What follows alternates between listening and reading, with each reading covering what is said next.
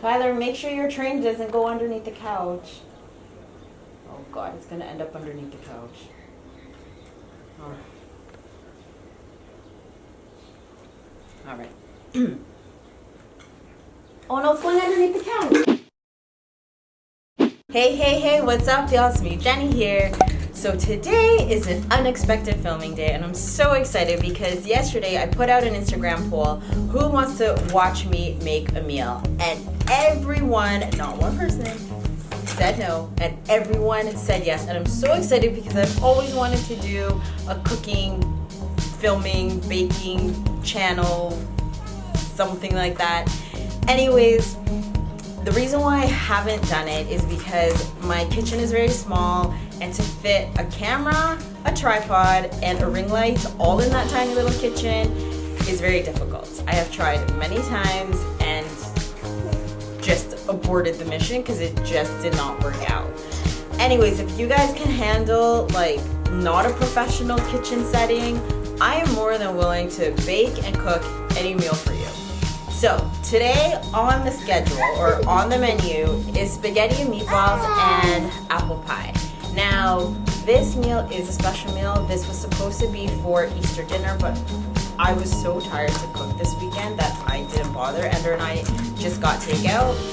But it is Easter Monday and I have fresh tomatoes and fresh apples that are gonna go bad if I don't cook them. And I really don't think during the pandemic is the time to waste food. So, because this is a special meal, it does take a little bit longer to make.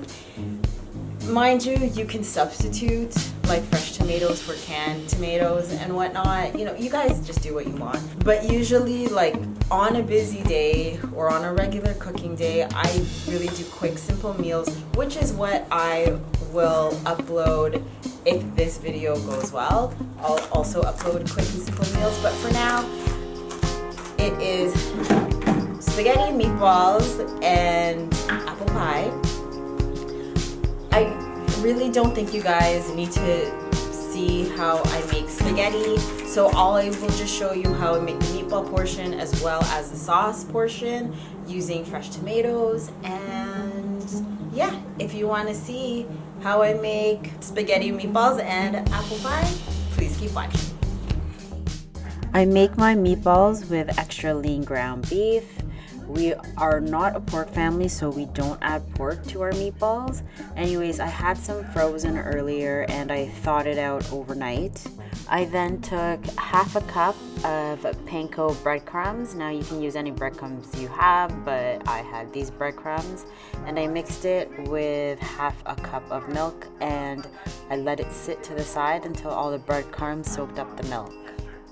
I then finely chopped, I would say, a quarter cup of parsley. Make sure you cut it really small because bigger pieces start to burn in the pan.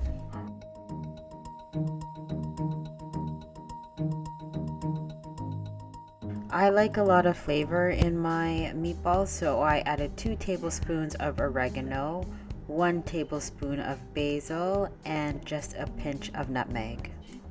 I saw that my breadcrumbs soaked up all the milk, so I took the liberty of adding in the soaked up breadcrumbs into my mixture.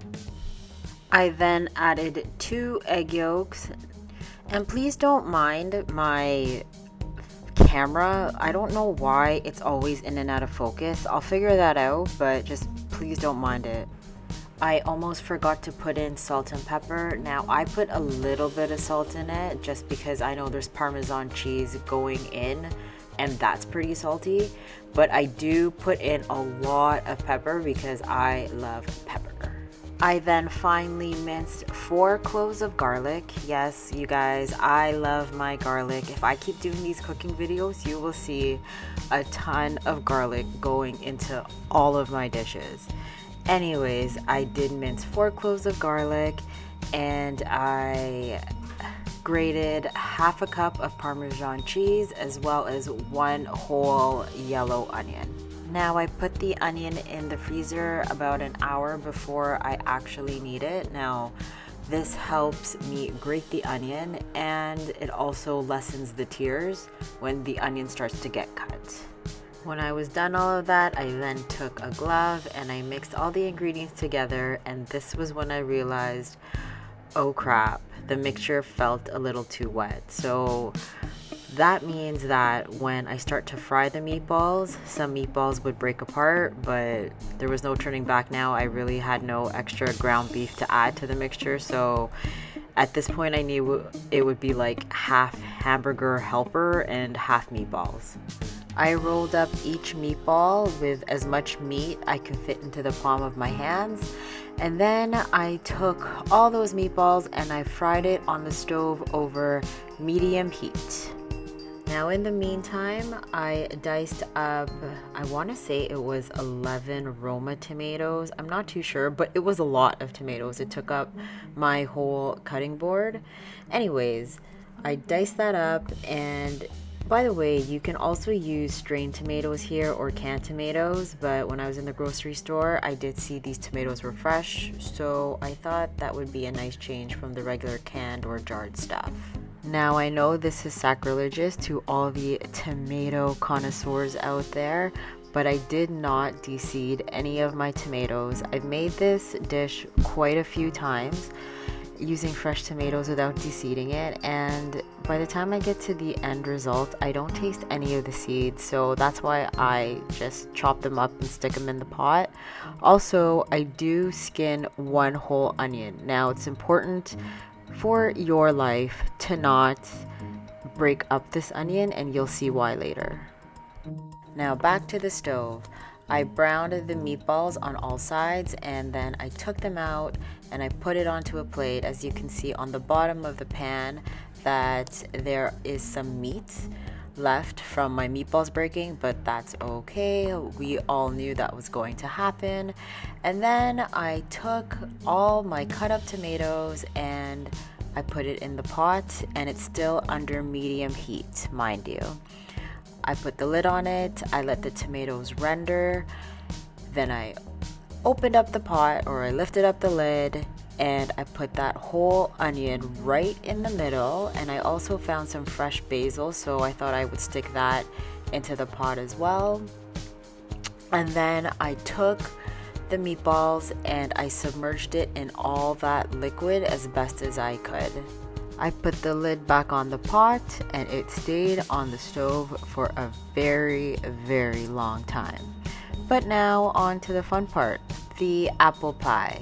Now, I don't have a special tool that de-seeds my apples and takes out the core, and I don't know where my vegetable peeler is, so I pretty much took all of the skin by just that knife that you're seeing there, which is okay. It didn't take me a long time, but I did skinned how many? I believe it was 8 Granny Smith apples.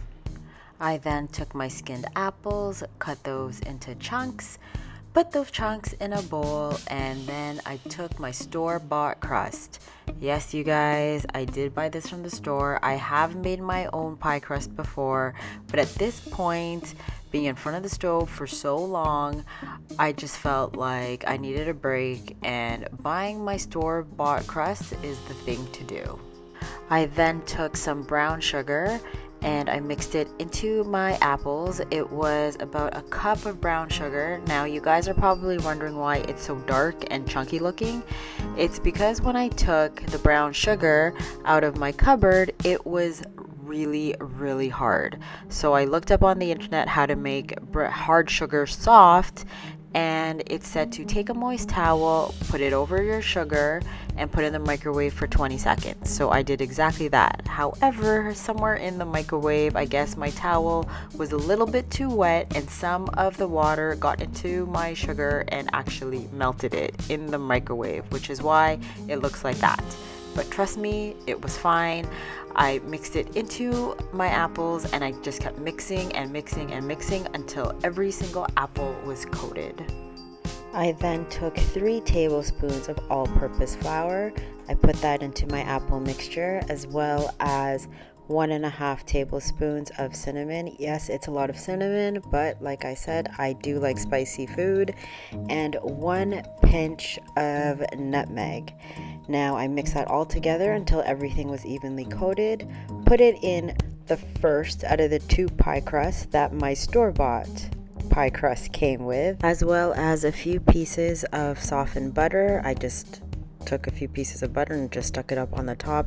Now I don't know how much butter I put in. I just put in random pieces of butter, really. I took the other pie crust that the store-bought pie crust came with and put it on top. I crimped the edges with a fork because that's what I do. Really, I think that's what everybody does. And then I put a hole in the top with a knife, wrapped it in foil, and it went to the oven. I baked it for an hour at 400 degrees, and then I took it out of the oven, removed the foil, and baked that for another 30 minutes at 350 degrees. Now the reason why I removed the foil is so, well, the top of the pie crust can cook, and it would also get this nice golden color. At this point the apple pie is done, so now I am cooking off the rest of the water in the spaghetti and meatball sauce. My family doesn't like a very saucy sauce, if that makes any sense, so it was actually done, but I did render off the water just a little bit more. And here is the final result. So after a grueling 3 hours in front of the stove in my kitchen, that is what we're having for dinner today. That is our Easter dinner, and there is Kyler. Where are you? There's hello again. Anyways, if you like videos like this, cooking videos, please comment down below what you want me to make, or if you want me to continue on with these videos. But anyways, that is the end of this very long video. Please don't forget to like, comment, subscribe, all down below, or you can catch me on my social media, which is right here. That's at kiss.jennie. That's spelled kiss.jennie and Jennie with an IE. Or if you want to subscribe to my channel, click on my face right here. Or if you want to catch me in my last video, Kyler, you're pulling down my shirt, click right here. I upload videos every Monday, Wednesdays, and Fridays, and I will see you on my next video. Bye-bye.